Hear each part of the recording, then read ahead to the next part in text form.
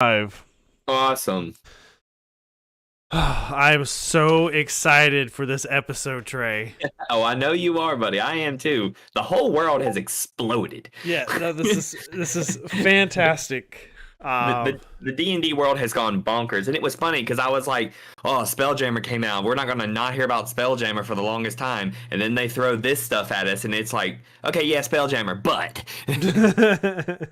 yeah, which makes me feel good that we still haven't got Spelljammer yet. So this is content in the meantime. yeah, content in the meantime." Yeah, because we will be talking about Spelljammer here on the channel Oh, and in the definitely, podcast. definitely.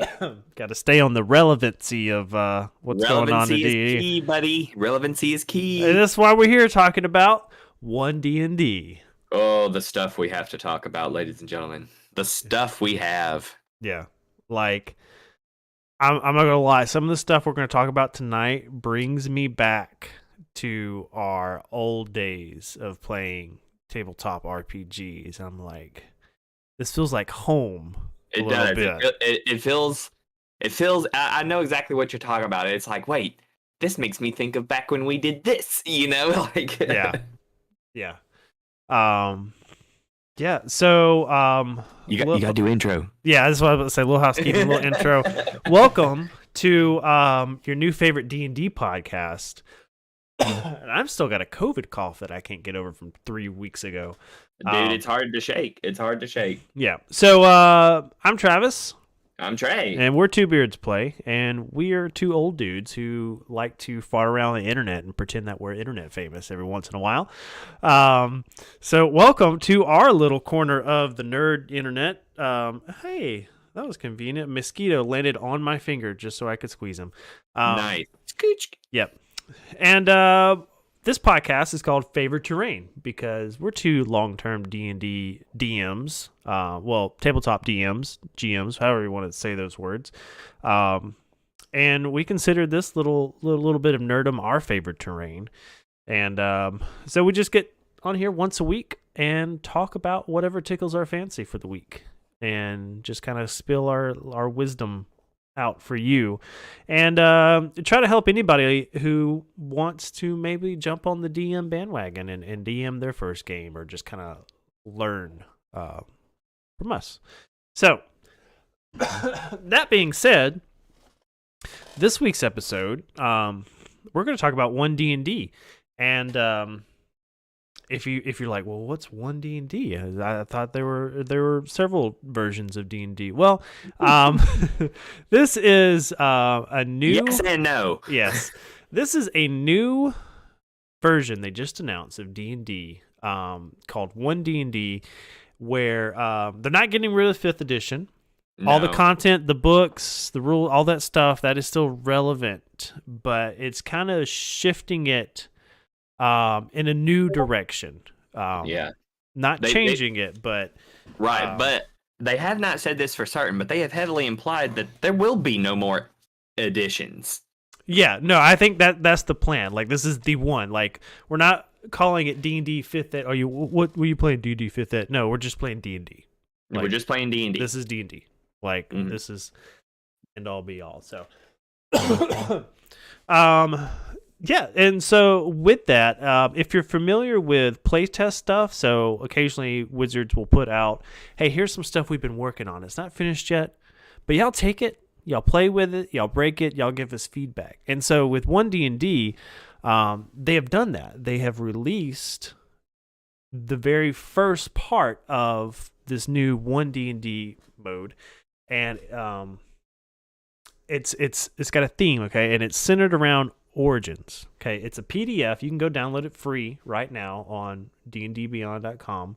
It's 21 pages, and Yep. it's kind of giving you a glimpse at how creating a character in one D&D is different, and what those steps look like. And I'm telling you, I'm here for it. All of it. It's fantastic. It really is. Like, I don't know, man. It's just so much, and it's so great to see this, because the big thing that I'm loving about the whole thing is that they're saying, here's the new material before it becomes D&D canon or lore or whatever it is you want to call it. Yeah. We're going to give it to the players, and we're going to let them give the feedback, in this great way, like the D&D gods, aka the three people listed as the authors of this document in my hand. They said, we're busting our butts and doing all these things, but why not let the people who play this game semi-religiously give us feedback? So the fact that they're letting the community build and change D&D as it continues on, because in one of the videos they released, one of the guys is like, D&D is 50 years old at this point. We've got to be able to keep up with it as fast as it moves and grows and changes. So I like the idea that they're like, we're going to do this with the people that play D&D, aka we want to avoid the 4th edition fiasco. They were like, we didn't get any feedback on that. We just threw it out there and it was like garbage. So I think that's what they're trying to accomplish here, is getting more community feedback. Yeah. For sure. So I'm ready to hop right into it. So something else real quick. So if you are a visual learner, they've released a couple of videos. One, just kind of an introduction to, hey, this is 1D&D and this is what we're doing. It's short, under 10 minutes, I think. And then they have a video just focused on this first batch of playtest material. And it's about an hour long. And it's just got the head guy over there at D&D talking with somebody, and he's just kind of going through some of the high points and of the PDF that you can go download. And it's good. It's good content because it's coming from basically the head brain of, them over there. And, you're getting a perspective there of why they're making these changes, and what the direction they're going in, and how some of these new mechanics work. So I've watched the video. Trey has not, but with our powers combined, we are Captain Planet. So we are. Yeah. So like I said earlier, the this first little batch, they've titled it Origins. Like, this is the Origins playtest material. This is kind of like a glimpse of character creation. And this is the first of several Unearthed Arcanas that they're going to release this year. Yeah. And the goal is by 2024, they're going to have a new Player's Handbook, DM's Guide, and Monster Manual under the banner of 1D&D with these new rules. So strap in, folks. We're doing this thing. Yeah. So a lot of things will be familiar. We're not reinventing the wheel here. We still have races. We still have classes. And they actually didn't even go over classes in this book. We're not even going that deep into it. No. And they go over things. There's like races, backgrounds, languages, feats, and the rules glossary, which is kind of adjusted there. And they're like, this is it. This is all you're getting for right now. Chunks, people, chunks. Yeah. And what I thought was cool is I remember, every DM's got their own way they like to do like a session 0, creating characters and stuff. And I've always told my group, like, hey, you're maybe level 1 adventurers, but you weren't always adventurers. You had a life before you decided to go out and kill a bunch of goblins. And they kind of hit on that here. It's like, where did your character come from? What's its origin? That's kind of like, what did you do before you were an adventurer? And they've got new steps in the player creation that kind of help you figure that out. And so jumping into race, they've got them divided now into human race and the fantastical races is what they're calling them now. So that's like humans and everything else. Nothing's changed there. I think they just kind of changed the identifiers. The verbiage there. Humans and everything else, aka the boring and everything else. Yeah, but they went and they used the dwarf as an example. They're like, the dwarf is, you're very. This is chat check. We got you, Cody. Cool. Hey, Cody. I don't have the chat pulled up. I've got the PDF on my screen right now. But I do. I'll cover us. Okay, cool. But yeah, so they use the dwarf as an example, and it's like dwarfs are great, but we want, Amen. Amen. this is their language. We want dwarves to be the dwarfiest dwarves. We want elves to be the elfiest elves. And so and they've only used the dwarf as an example, but for each race, they are giving them more racial abilities that just make them better at who they are. And so the dwarf, for example, has a new ability every dwarf gets called Tremor Sense. I'm super excited about that. Yes. And so this is an example, but like every race is kind of getting its own thing to make it like the best of its kind of race. Tremor Sense. A creature with Tremor Sense can pinpoint the location of creatures and moving objects within a specific range, provided that that creature with Tremor Sense and anything it's detecting are both in contact with the same surface, such as the ground, a wall, or a ceiling, or the same liquid. Tremor Sense can't detect creatures or objects in the air, and Tremor Sense doesn't count as a form of sight. So if that's not the dwarfiest thing, like my brain automatically goes to dwarves in a mountain mining, and that dwarf can just put his hand up on the wall and be like, "There's something coming," Yes, very much so. That's exactly what I've envisioned as well. Or if they're out in the woods Good and evening. Yeah, good evening, Chris. We see you in the chat. Sorry, I like to acknowledge people when they speak. Hey, Chris. We're talking about one D&D, the new D&D stuff coming out. They're coming out with a new edition, kind of, but it's still using 5th edition content.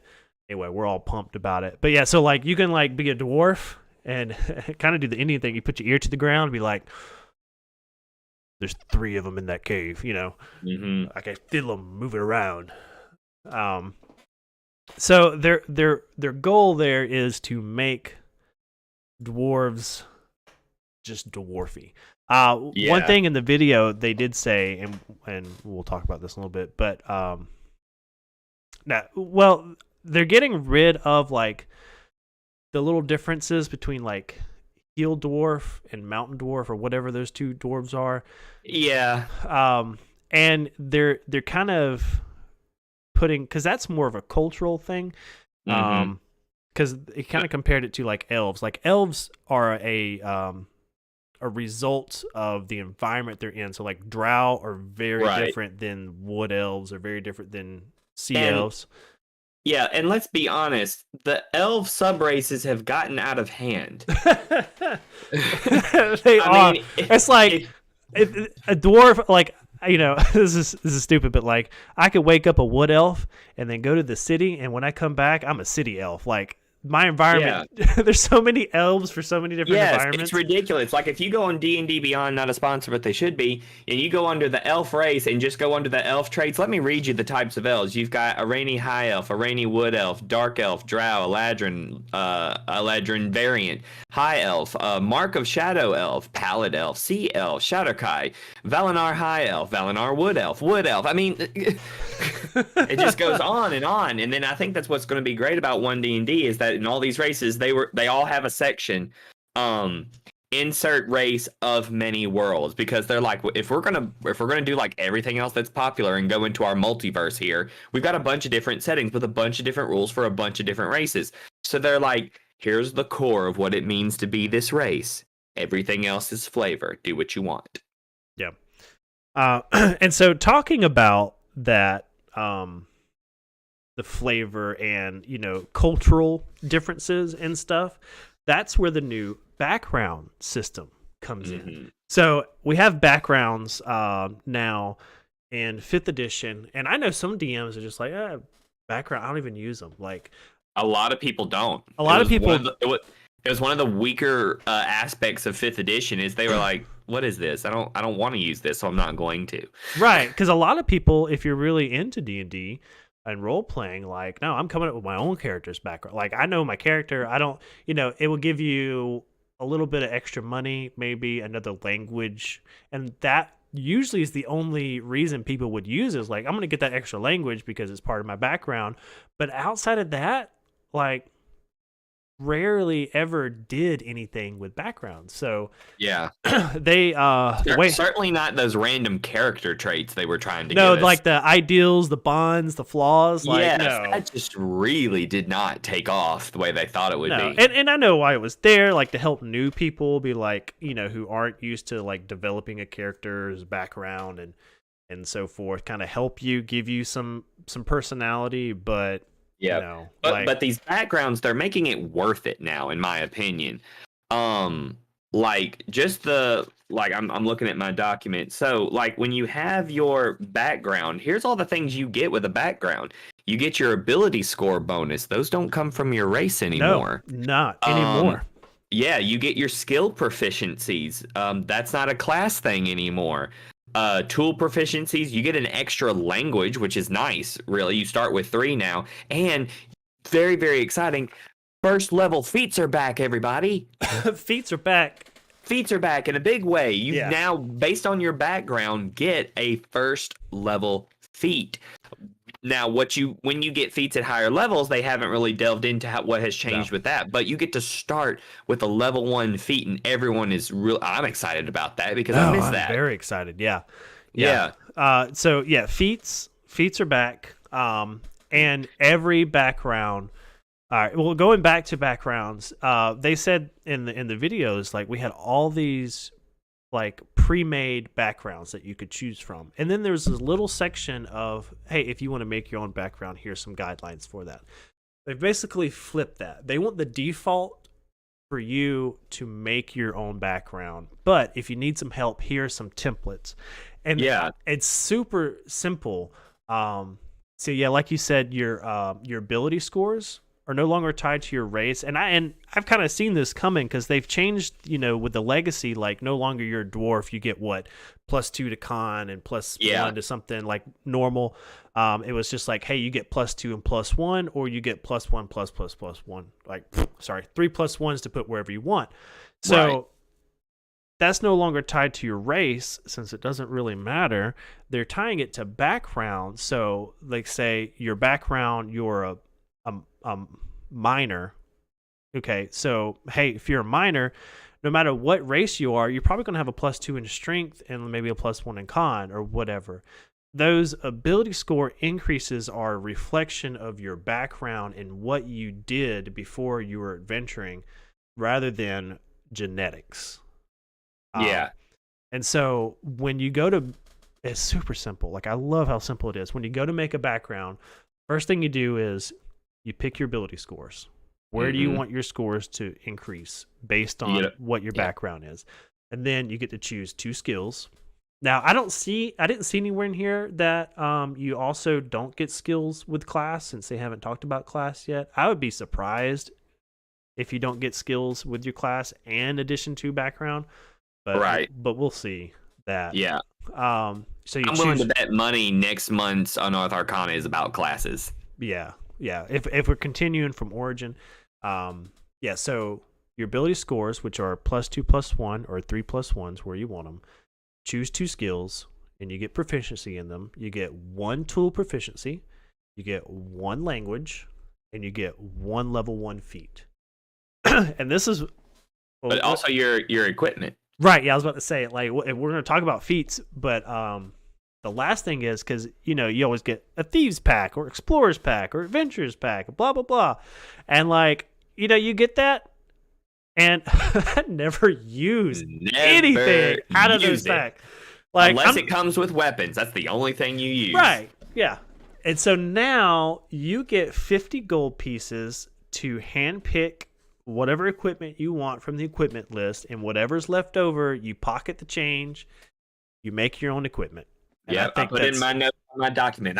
Back to the old ways, because that's how we used to do it. You used to have start in gold, and you bought every piece of equipment that you had. That's fantastic. Yeah.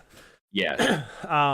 But yeah, and so I'm gonna buy some stuff that I really want, and they talked about, which I never really realized this, but the gold value for the different packs right now, as it is in 5th edition, is like totally not the same. Like some packs are worth like 1,000 gold pieces. Some are worth like 25. I'm like, really? I never really even paid attention to that because nobody uses it. Nobody uses it. Nobody Right. uses it.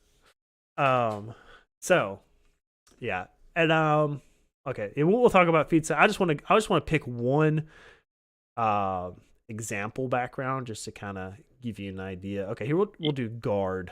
Yeah, that's a good one. Guard ability scores. They decided +2 strength, +1 wisdom.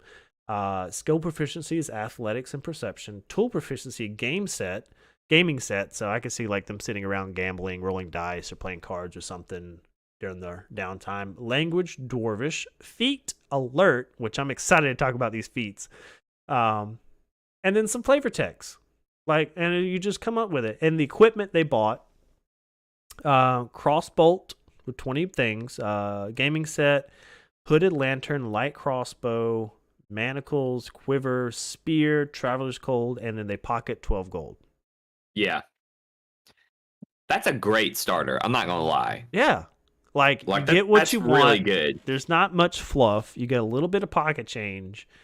And I love the idea of having control over your background and having that influence your character stats. Like, if I wanted to talk about, like, I was a farmer, okay, how is that going to affect my character? And then have a farmer. Oh, look, I just said farmer. There's a farmer background. I'm about to say, are you reading the farmer one? No, I did. I just said that off the top of my head. Yeah. Anyway, so cultist, entertainer, guard, farmer. Oh, there's so much. Noble. There's a pilgrim now. Pilgrim. That one seemed really cool. And then you've got like sailor, soldier, all these different things. And they give you these little caveats about why everything you have makes sense. But that's why they encourage you, look, think about your background before you start. And when I saw this, I'm like, Travis is going to go nerdy with this because you love talking about this with your players. And it makes perfect sense.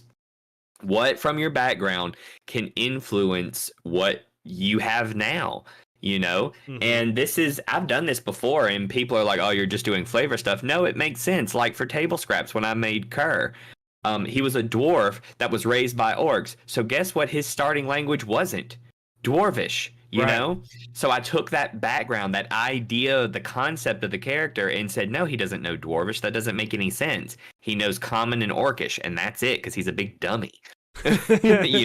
So we played it up that way. And I remember when I told you, I'm like, this is what I want to do. And you were like, yeah, it makes perfect sense. Why would we not do that? And finally, this is being brought into it, being able to create your own background from scratch. I'm hoping on D&D Beyond, they make it easy for people, like when you're creating a character and it's like, all right, you have to pick your background. Are you creating a background or are you using a pre-made one? And then you're like, oh, I'm creating one. They're like, all right, step 1. What are your ability score bonuses? Where are they? And it just sort of walks you through it. And of course, you get good at it and you'll be able to get through there real quickly. Yeah. And now that Wizards owns D&D Beyond, I'm sure they'll make that such an easy, streamlined process. Yeah, I don't know if it's just me, but D&D Beyond even has a different feel on the website since that purchase, Yeah, and they did announce now. I don't know when it's starting, but when you buy physical copies, you will get a digital version as well. Which makes since perfect day freaking one, sense. which they couldn't do because they weren't owned by. Right, they couldn't just give them things, Right. Yeah. So let's Yeah, I wish it went the other way. If we bought a digital copy, can we just get a hard copy? Just mail it to us. Or better yet, if you just had it costing one amount, there wasn't a difference really, Yeah. Like, it's going to cost you the cost of a physical one, but you're going to get the physical and the digital. So I don't know why they couldn't just make it one thing. Anyway, digression. Let's keep going. Right. Okay. Yeah. So with feats, yes, feats have levels.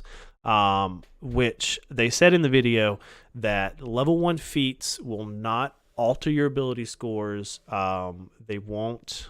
They're there to give you. I forget what the wording was, but they understood like we didn't want feats changing ability scores and like the power of the character. These are more just kind of like abilities. Yeah. So like the first one, alert. So prerequisite none, repeatable no, which I think is interesting. So you'll be able to take Yeah. feats that will stack. Yeah, Uh, basically you can take them more than once and get the benefit every time yeah. Always if on the you're able look. to. Yeah, always on the lookout for danger. You gain the following benefits: initiative proficiency. When you roll initiative, you can add your proficiency bonus to the roll. And I Which is what love, it has always been that, right? yes, but this extra ability, I love this ability. This is great. I even put a star next to this. So Yes. Immediately after you roll initiative, you can swap your initiative with the initiative of one willing ally in the same combat. You can't make this swap if you or the ally is incapacitated. So, like, you are an it, asset. Like if you roll like a 20 something on initiative and your barbarian rolled like a 2 and be like, "Hey buddy, we, like we need you to hit hard. We need you to hit hard you first. need to take that first punch." Like, Yes. let's swap. Like, that's so cool. That is very, very cool. Or if you're a caster and you need to do the XYZ thing to give us all a buff first thing in battle, guess who's going first? You know? Yeah. I love that. I was like, that's cool. I like that. Yeah. I mean, honest, I haven't read all of these feats. Cody said, or a rogue. Yes, if you want to get that sneak attack in there. Sorry. Yeah. Let's see. I read through them all, and some of them are bonkers. The healer feat is interesting. Okay. All of that good stuff. You get battle medic, which it says if you have a healer's kit, you can expend one use of it and tend to a creature within 5 feet of you as an action. That creature can expend one of its hit die, and you roll that hit die. The creature regains a number of hit points equal to the roll plus your proficiency bonus, and that's like pretty standard. But now you have this thing called healing rerolls. Whenever you roll a die to determine the number of hit points you restore with a spell or with this feat's battle medic benefit, you could re-roll the dice if it rolls a 1 and you must take the new roll. So you get like the lucky feat on top of healing. Yeah, for healing stuff. Yes, and I'm like, that's really cool because nothing sucks worse than you're like, I'm going to heal you and get you back in this fight. 1. Right, you roll a 1 and sucks. It sucks. It's the worst. Yes. They talked about the cleric, the healer, because let's be honest, someone sacrifices to be the healer of the party, okay? And so when they're like can't even do a decent healing, they're like, why did I bother? Why did I bother? Right, it just takes the wind out of your sails. It's so stupid. But they talked about the healer feat in particular in the video because I don't know if you've ever read the healer feat right now. But they're like, you read the word healer and you're like, oh, I'm going to play a healer. I should get the healer feat. And it doesn't benefit a healer. Like Not at all. It was for people who had no healing ability at all. Anyway, yes, and it was so stupid. So there was like, we wanted to make sure that if you are a healer or if you're not a healer, like these feats will like benefit you, which obviously it does. I want to hit on another example of that. Thinking, okay, musician. Okay, who's known for playing musical instruments? Bards. Okay, so if you think I'm a bard musician, that sounds cool. Okay, so yes, this would benefit a bard, or it would benefit anybody if you just want to be able to play a musical instrument. So, which is something like me, for example, I love making my dwarves be able to play an instrument just because it's like, oh, I learned it from a young age. Yeah, and it's sort of like because Hadhod played the violin. Never really came up because guess what? It wasn't beneficial. It was all flavor. But now, it is beneficial. It is beneficial. Instrument training, you gain tool proficiency with 3 musical instruments of your choice. That's the first ability. And then inspiring song. I love this. As you finish a short rest or long rest, you can play a song on a musical instrument with which you have tool proficiency and give inspiration to allies who hear the song. The number of allies you can affect in this way equals your proficiency bonus, so it will scale with you as you level up. Yeah. And you as a player get to give inspiration. Oh my god! I don't know if you've read much on it, but they completely changed inspiration. Oh yeah, I figured we would get into the rules changes and stuff like that a little later. But yeah, it's just so cool like that. The one right after that, Savage Attacker, you basically get advantage on damage rolls. On damage rolls, and I'm like, Yeah. Yes. You So have this is trained to what we deal particularly need. damaging strikes. When you take the attack action and hit a target with a weapon as part of that action, you can roll the weapon's damage die twice and use either roll against the target. You can use this benefit only once per turn. So if Per you get turn. per turn, but yeah, like so later level, if you've got like 3 attacks, you know, you can't do it each But attack. still, and But let's at be honest, level 1, that's such a good ability. yeah, and it's gonna be stupid ridiculous when the fighter takes his first attack and it's all that bonker stuff that he does on the first round, and he's like, no, no, no, I roll advantage on my damage. Later on, them suckers can do like D12s of damage, people. Yeah. Yeah. This is ridiculous here, but I love it because it makes your background, your feats, more important. Cody said like Song of Rest, talking about the musician, but it is, but it's more easily accessible. It feels like, and it gets better as you get better. Anyway, Yeah. So feats, and if you've played any previous version, and I will say, I just have to point out, I've got if you're familiar with Pathfinder, you're familiar with feats because that's just like the book of feats over there. But also, I've got the whole 4 rule book and bestiary for Pathfinder 2nd edition, and they did this with feats. They put a level thing and class thing on it, like, so only some feats are specific to levels, some feats are specific to classes, and I think it works because in the video they were talking about, they didn't want players just to like, okay, I got to pick a feat and then have hundreds of these feats just like overwhelming them. Be like, okay, I just need I need a level 1 feat, so I can ignore all this other mess and just focus on this short list of level 1 feats.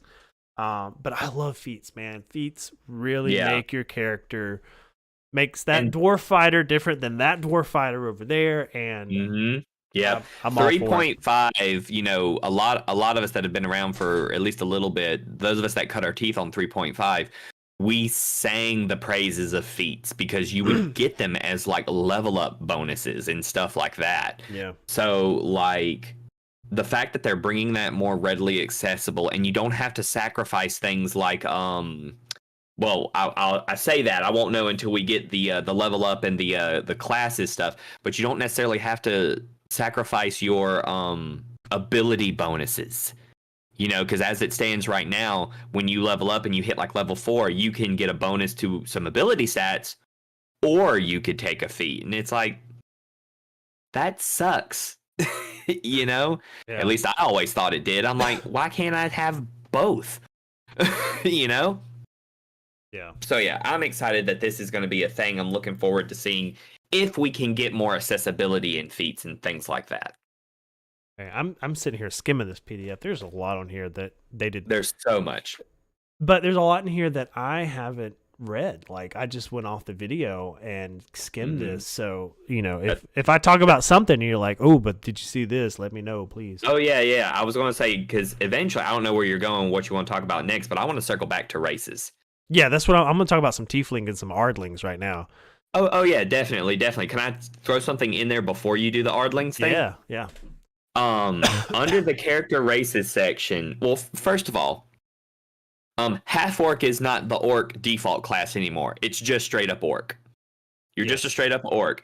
Yeah. Because they now have rules for having parents or having a character who has multiple different parent things. Because it's always like, well, I can play a half elf or a half orc, and that's the only mixed race option. Well, what if you wanted to have like a human and dwarf parent or a dragonborn tiefling parent? Now you can. Here we go. They've got a system now where if you can have mixed race parents, so if you want to have like a gnome dad and a goblin mom, you essentially can. Which what I think they call a noblin or whatever. But anyway, noblin. You can. What you do? And an orc is a dork. A dork.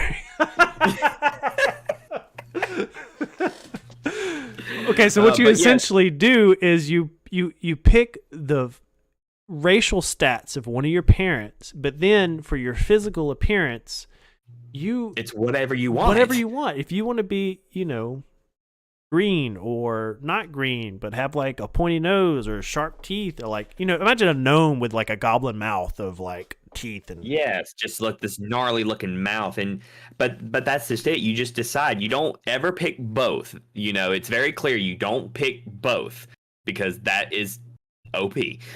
as far as the racial stats, right? You're Right, talking yeah. about, yeah. You decide the creature type, which is going to be humanoid, but then you decide your size. Even though you got a gnome dad, you might be taller because of your mom and stuff like that. Yeah. The speeds are kind of across the board the same. But you hit things like size, speed, special traits. You get to mix and match from each parent what you want to do. So you can really get into this customization thing that's like something we haven't had before. Like, Mm-hmm. I don't know, just it has opened up the customization to a new level. It Right. really has, Yeah. being able to just mix this up. And then it's like, well, what do you do about lifespan? It says you take the average of the two. You take Easy. the common lifespan of both races, find you an average, that's your lifespan. There you go. But it's so cool. I'm so interested in how this is going to go because we're about to see some character art like you ain't never seen. Yeah. Because people put time into the character art that they are actually playing, and now they can do this, so it's gonna get bonkers, everybody. Yeah. Yeah. But yeah, you want to tackle the new race we have? Yeah. Okay. Well, I'm gonna hop on Tiefling, and then I'm gonna talk about its counterpart or its mirror race, new to D&D, new to the Player's Handbook, an Ardling, which I'm so excited the way they describe these in the video.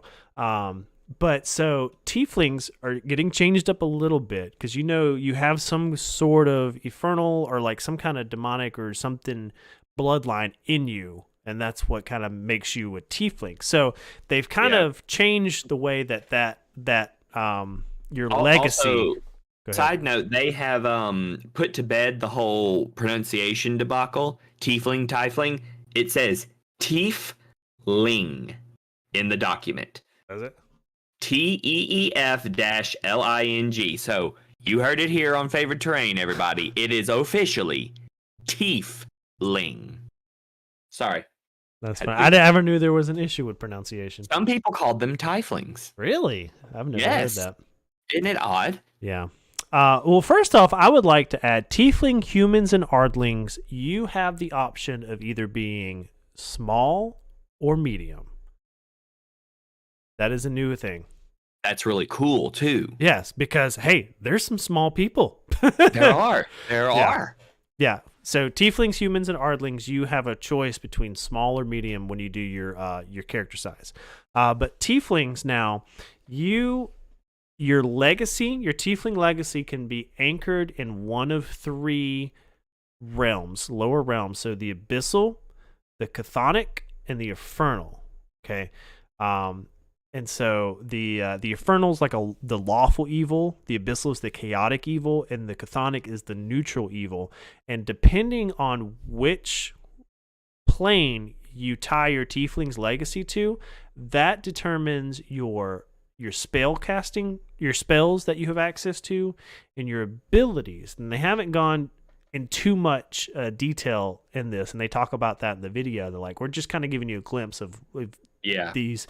But, further down the line, as your Tiefling grows, you'll have different abilities. So, in contrast to that, we now have Ardlings, which are the heavenly realm version of Tieflings. And the physical description is they are humanoid creatures, but their face has animal characteristics. So you can be a human with a eagle's face or a wolf's face or you got cat's bull horns. So the facial features is now I don't think it has like animal characteristics. I think like the face is full on, like that's a wolf's face or that's a bat's face or that's a cat's face. But I mean, I'm not 100% sure on that. Just from what the video described it as. That's how they did it. But so they'll probably, like with the Tieflings, leave it kind of up to your own interpretation. Yeah. So for those, you have the exalted, the heavenly, and the Idyllic. idyllic realms. Okay. And just as, your abilities and your spells are determined, like with the tiefling, is the same with the ardlings.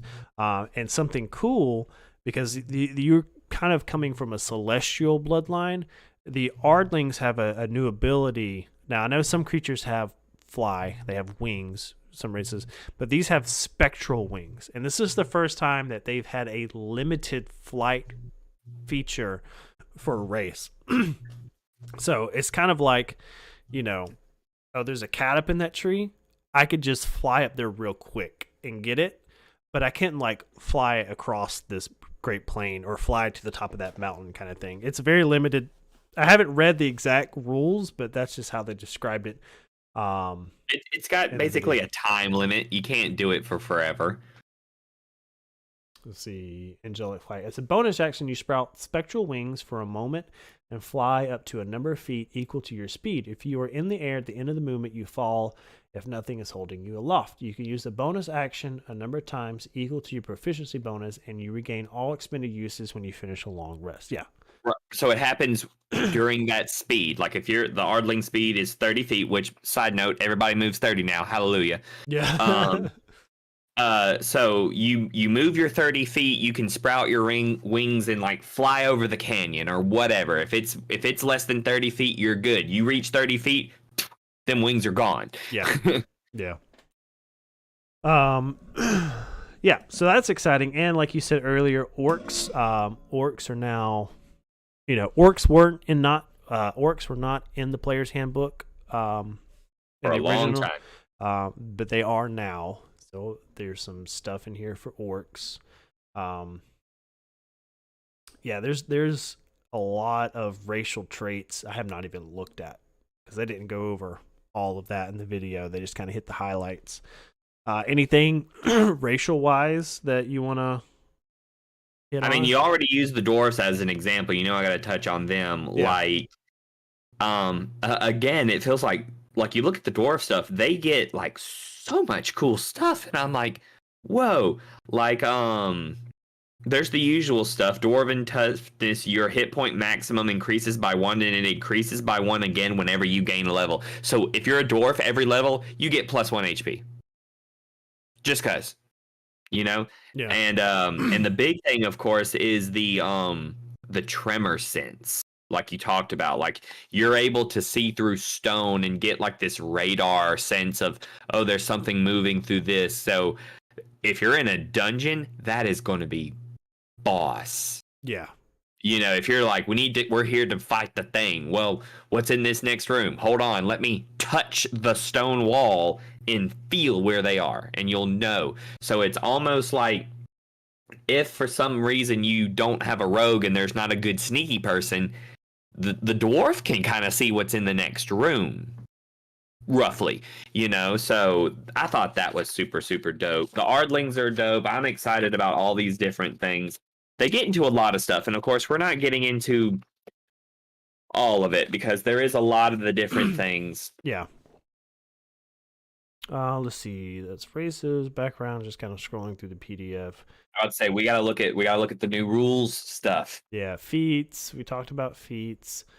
Okay, spells. Oh, okay. Yeah. I was just about to say the three they've broken it down to spell stuff. Yep.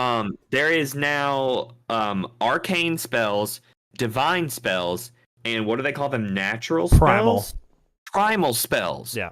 They've condensed everything down to those 3. Yeah, every spell fits. Some spells share multiple categories, but those are the 3 main categories for spells now. So, like, if you've got something that allows you to cast a spell, it'll be like you can cast one spell from the arcane list, or one spell from the primal list, or whatever. It's there to simplify that process and kind of foolproof it later on when they release new content. They just like, okay, here's 5 new arcane spells. So if you have access to the arcane spells from a class feature, you now have access to those spells as well. It doesn't make it where like, this is the wizard spell list and the druid spell list and the warlock spell. Which was way too much. Right. It And made sense, but it was way too much. yeah, and the sources of the magic they talk about, our primal comes from the inner plane. This is like where you're at. This is nature. This is the elements.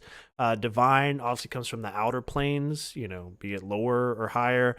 And then arcane, they decided is like from the multiverse. It's just from everything. It's just out there. It's the natural Right. weave of magic. Right. Yeah, there's a new condition. You see that? Yeah, I did. I do want to jump back in chat here. I didn't want Duarte to think we didn't see his question. He's asked, for newer players like myself, do you think this makes it more simplified or difficult to be a character? Honestly, I think we won't know until we start doing this for certain.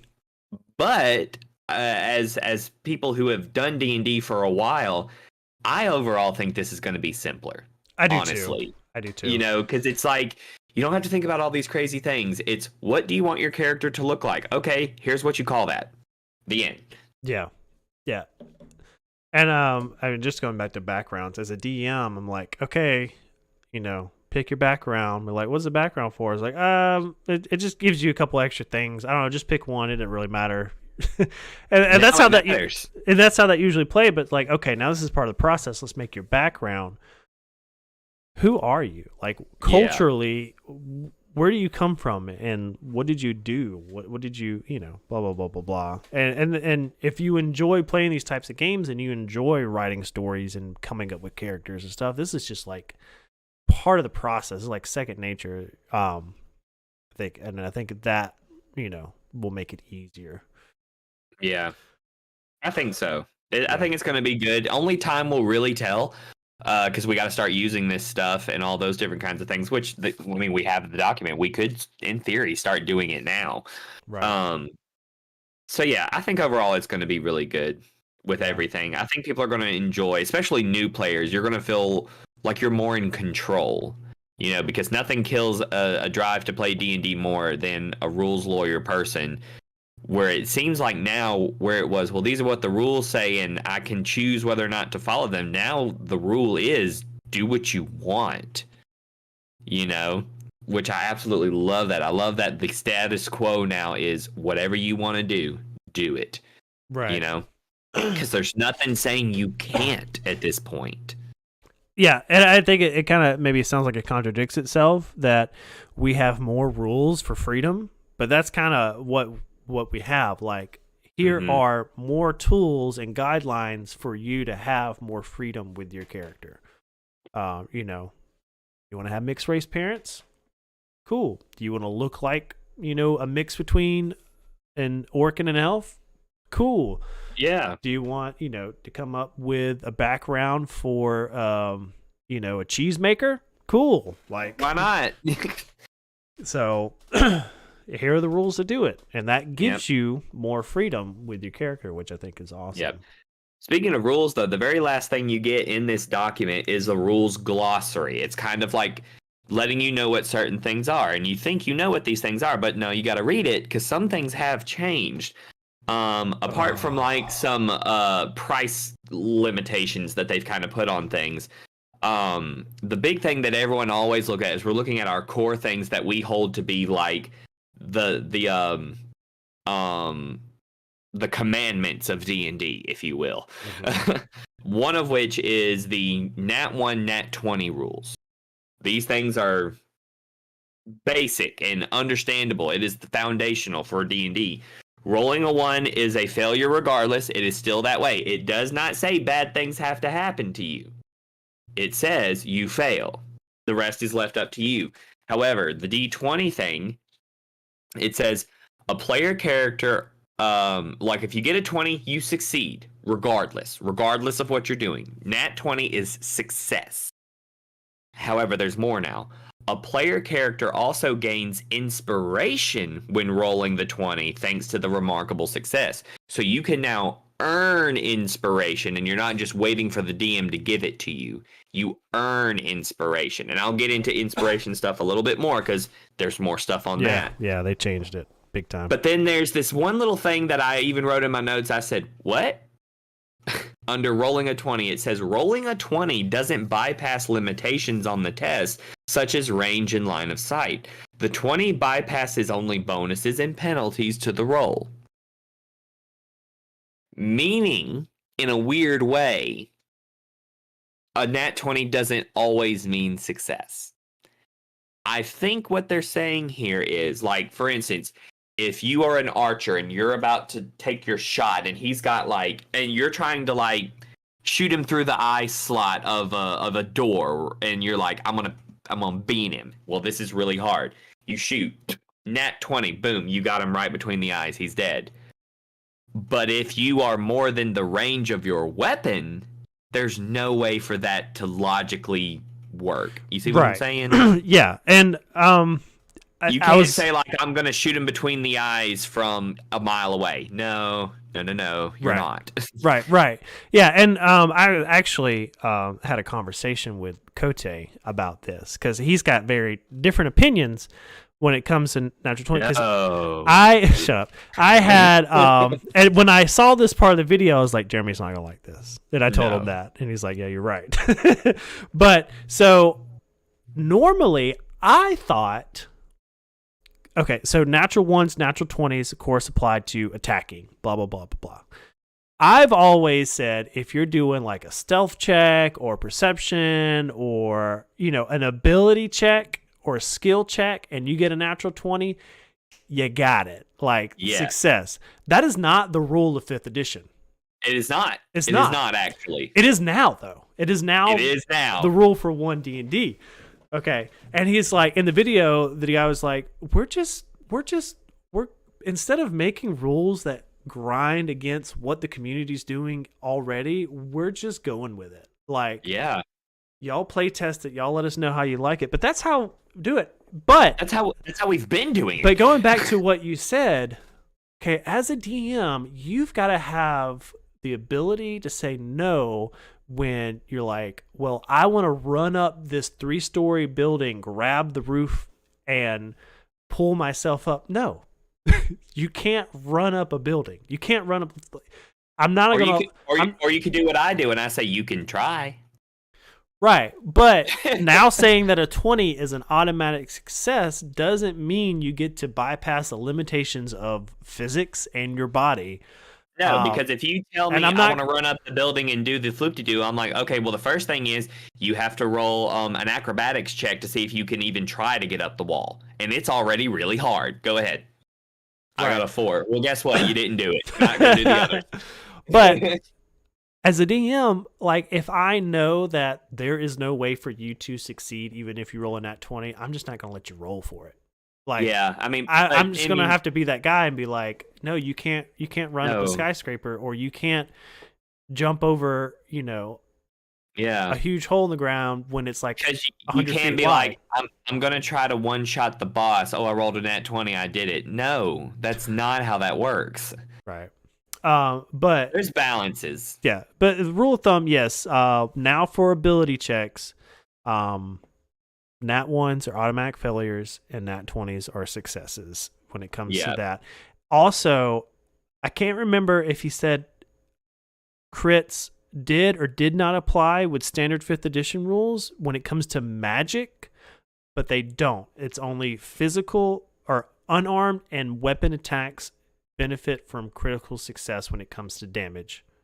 This is my next point. Critical hits are still garbage, according to this. That's stupid. What you just said about you can't crit on magic. Why not? Why the heck not? You're basically saying, hey, dedicated wizard players, screw you. I'm sorry. Have you been in an encounter with a high-level wizard throwing a fireball who rolls a nat 20 and gets to double all that damage? Wizards and magic users... Here's my point. That's not the critical hit rules. That's not what you do. You don't get to double your damage. You just roll twice. Okay, potentially doubling your damage. Right, potentially. But this... I get what you're saying. It can go south badly. Right. I get it. I acknowledge that. But that's the dice, baby. Nothing sucks worse than when you are a martial class and you get a nat 20 on attack, and you're like, dope, ooh, I'm gonna roll 2d6s, and I rolled 2 ones. Which means I did a whopping 4 damage. 4. Yeah. Which means if I had rolled a normal amount, I probably could have done more than my critical hit. Yeah. I hear you. But another benefit... what I do is, for my campaigns and my stuff, you max that first dice and then roll again. It's not a bad roll. It's not a bad rule. I don't hate between. That. You don't just double your damage, because that can get ridiculous. Oh, yeah. You max the first one, and then you get a little bonus. So you feel like you're actually doing something with this. Yeah. And so far, me and my groups, it's worked. Yeah. No, I don't think that's a bad rule. I think that gives you, like, you get a crit, and a crit is crit. Like, it should be a little bit more powerful. So now, going back to what you said about inspiration, and we can hop on that bandwagon for a minute. If you get a natural 20, you automatically give yourself inspiration, which is another benefit of critical roles. Now, they talked about in the video, they wanted inspiration to go from something that no one ever uses because they don't want to let it go and they don't know when they might need it, to something that's like a cascading snowball. Like, once you kind of get the inspiration train rolling, because if you have inspiration and say roll an at 20, you get to take that extra inspiration and give it to somebody else. You can now share inspiration if you've already have it. Also, humans, after a long rest, wake up with inspiration by default. Yeah. Which is, this is good, because the way I was kind of doing inspiration is that I didn't want to give them out willy-nilly, and so I had like this there was one inspiration, and I had like this special little totem thing, and I'm like, you get the inspiration thing. It was big, it was gold, you remembered that you had it. But like you said, people were hoarding it. Yeah. And I can't reward other people if you never use your inspiration. You know what I'm saying? Yeah. So now it's not like that. The one of the things is that it says you can only have one at a time. You can never have more than one instance of inspiration. But if something gives you inspiration and you already have it, you can give inspiration to another player in your group who doesn't have it. Yeah. So it's like, I don't have it, but homeboy here just used his, doesn't have it. Take that extra inspiration, you know? Yeah, I think that's fantastic. I love it. Yes, I'm like, that's good. And then it even says losing inspiration. This is where you're going to have people actually using it, because otherwise you would just hoard it and hang on to it just in case that one specific thing happens that I really need to do well on. If you still have inspiration when you start a long rest, you lose it. Oh, really? Does it say that? I didn't read Yes, that. it does. It says losing inspiration. If you still have inspiration when you start a long rest, you lose that inspiration. So you cannot hoard inspiration anymore. The moment you take a long rest, it's gone. Yeah. So it's like, I better use this. I mean, because then it's like, because my thing is, not using inspiration gyps you out of possibilities for really cool things. Even if it's just flavor. You know, it's the end of the day. We've done our shopping. We're just sort of hanging out at the tavern. I'm going to challenge what's his beard over here to a drinking contest. And I end the night embarrassing myself because I rolled terrible and I vomit all over everyone. Or because I know I'm about to lose my inspiration, I re-roll that and suddenly I'm not the idiot. You know what I'm saying? Like, yeah, it does help you. Yeah. Yeah. And I think it's a great addition. Bossman in the chat was talking about how he was like, well, Hero Forge is dead. And I asked for some clarification. They're like, with all these half race options, it'd be hard to pull off. Hero Forge lately is pretty on the ball. You can do pretty much whatever you want with it. So I think, it's going to get harder, or they can just rise to the top. But we can also talk about what D&D is going to do for stuff like that. Anyway, I want to stay on track though. So Long Rest got some specifications where 6 hours of your 8 hour long rest is sleeping. The other 2 can be light work. And I think it always kind of said that. Yeah, But they made a point to say it's not all sleeping, because No. my people were always like, well, wait, if this is a long rest and we have to sleep for 8 hours, how are we taking watch? And I'm just like, just go with it. It's fine. You know, it's always been 6 hours. right? Yeah. And then they've got different things about what could interrupt a rest and all that different kind of stuff. It does say a creature can't benefit from more than one long rest in a 24-hour period, and a creature must have at least 1 HP, 1 hit point at the start of it to gain the benefits. So you can't be, at 0 HP and get a benefit of a long rest. No, you're dead, is what that is. Just sleep it off. Yeah, you're not going to sleep off death. And also it says you can only do a long rest once in a 24-hour period. So no more sneaky naps in a dungeon, people. Right. You can't start a dungeon, go until you're almost dead, barricade yourself in for 8 hours, and then keep going. Nope, you already did that this 24 hours. Boom. Yeah, no, that's fantastic. Now long rests are at night the way they freaking should be when you're in camp. I liked that. I was like, oh, thank God, because now the danger's back. Yeah. You actually can't. You can't just take a nap and be better. a nap. That's an 8-hour slumber in the middle of a in the middle dungeon. of a dangerous dungeon. Come on now. It's happened to me before, and I'm like, technically they can do that. Dang it. Right. Yeah. Anyway. So good. The only other thing as far as conditions go is that slowed is a condition. Yeah, that's a new condition. Slowed. Yeah. So while you are slowed, you experience the following effects: limited movement. And they weirded this weird. It says you must spend 1 extra foot of movement for every foot you move using your speed. So I thought about it and I said, so your speed is cut in half. Right. It takes twice as much movement to do it. And I'm like, why didn't you just say your speed is cut in half? This spend an extra foot of movement for every foot you move is like, what? Anyway, I thought that was just a little nitpicky, probably an English teacher thing. I'm like, why not just say your speed's cut in half? Yeah. Gotcha. Attacks affected. Attack rolls against you have advantage. So if you are slowed, you're easier to hit. Yeah. And then dexterity saves are affected. You have disadvantage on dexterity saving throws. Makes sense. Dexterity relies on quickness and speed. Yep. So you are slowed. That is pretty good. Which, if a ranger or a ranged fighter or anyone that uses ranged attacks gets slowed, that's gonna suck. Yeah. Your dexterity being affected is gonna be rough. So that's a cool new little condition. Yep.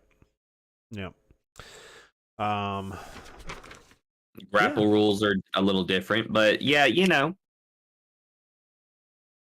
and I think as far as that first little bit of playtest material, that's it.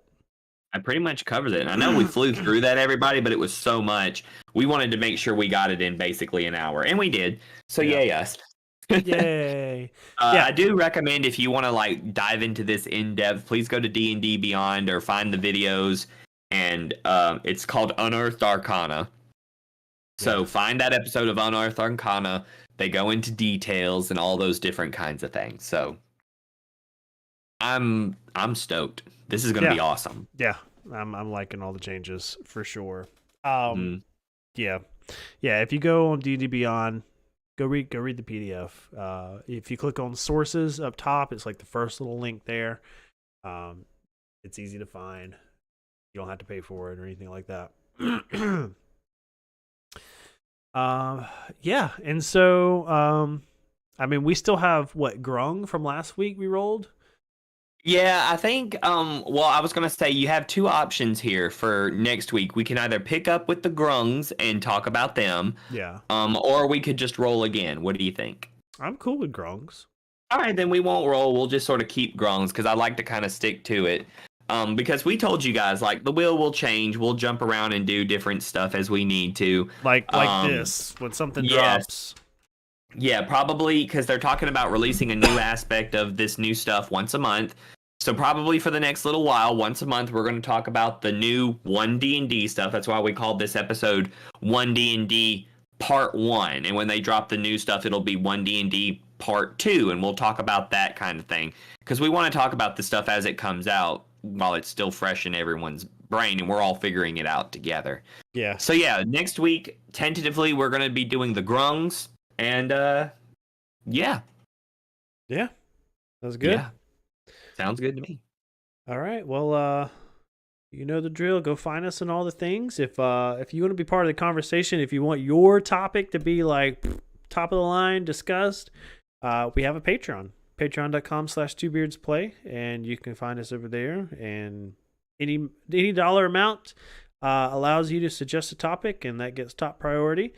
You're also supporting the show and us in our old man nervy endeavors, and we are also on Facebook, Twitch, YouTube, TikTok, Instagram, and Spotify. So if you're listening to this audio version on Spotify, go find us on YouTube. That's kind of our main shtick outside of the Spotify, and you can come watch the show and participate live. We try to do every Sunday about 7 o'clock Central Time.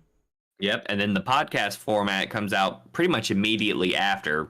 While I'm wrapping up the rest of my evening, I'll be like getting that uploaded and stuff like that. So you can get that pretty much, if not right after we do this, the very next day. Yeah. And leave us a review if you have Spotify. Go over there and give us a 5-star review. And if you like podcasts but you're not a Spotify user, let us know what platform you use, because we can pretty easily expand. We can put it on multiple things. We just don't know where to put it because we're kind of new to the podcasting thing. We know podcasts are not new, but up until recently, podcasting hasn't been the easiest thing in the world for me, if I'm being honest. Yeah. So that's it. Y'all enjoy the rest of your Sunday and the rest of your week, and we'll find you here next week. I'm Travis. I'm Trey. We're Two Beers Play, and we're out.